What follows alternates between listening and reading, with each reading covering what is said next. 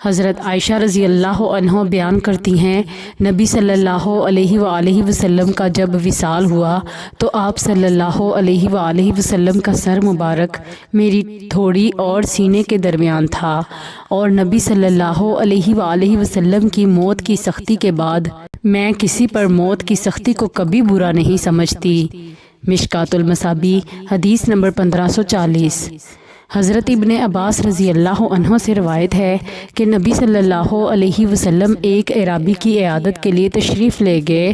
جب آپ صلی اللہ علیہ وآلہ وسلم کسی مریض کی عیادت کے لیے تشریف لے جاتے تو یوں فرماتے، کوئی بات نہیں، اگر اللہ نے چاہا تو یہ بیماری گناہوں سے پاکیزگی کا باعث ہوگی۔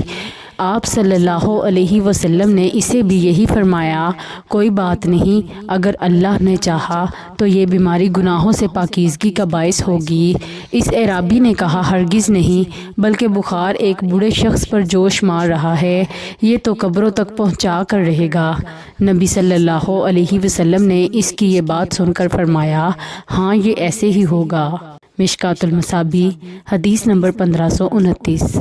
حضرت عائشہ رضی اللہ عنہ بیان کرتی ہیں، جب ہم میں سے کوئی بیمار ہو جاتا تو رسول اللہ صلی اللہ علیہ وسلم اس پر اپنا دایاں ہاتھ پھیرتے، پھر یہ دعا پڑھتے، لوگوں کے پروردگار، بیماری دور کر دے، شفا عطا فرما، تیرے سوا کوئی شفا دینے والا نہیں، تو شفا دینے والا ہے، اور ایسی شفا عطا فرما جو کسی بیماری کو باقی نہ چھوڑے۔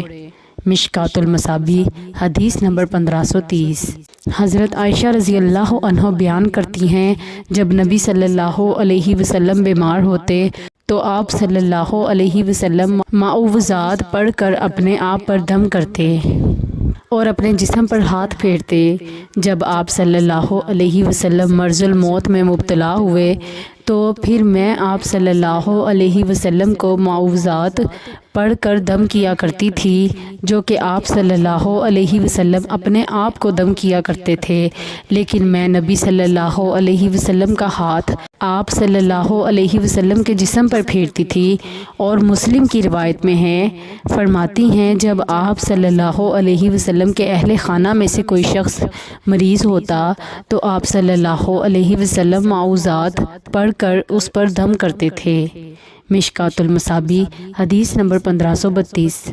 حضرت عثمان بن ابی العاص رضی اللہ عنہ سے روایت ہے کہ انہوں نے اپنے جسم کی تکلیف کے متعلق رسول اللہ صلی اللہ علیہ وسلم سے شکایت کی تو رسول اللہ صلی اللہ علیہ وسلم نے انہیں فرمایا، اپنے جسم کے تکلیف والے حصے پر اپنا ہاتھ رکھو اور 3 مرتبہ بسم اللہ پڑھ کر 7 مرتبہ یہ دعا پڑھو۔ ترجمہ، میں ہر اس شر سے جو میں پاتا ہوں اور جس سے میں غمزدہ ہوں، اللہ کے غلبے اور اس کی قدرت کی پناہ چاہتا ہوں۔ راوی بیان کرتے ہیں، میں نے ایسا کیا تو اللہ نے میری وہ تکلیف دور کر دی۔ مشکوٰۃ المصابیح حدیث نمبر 1533۔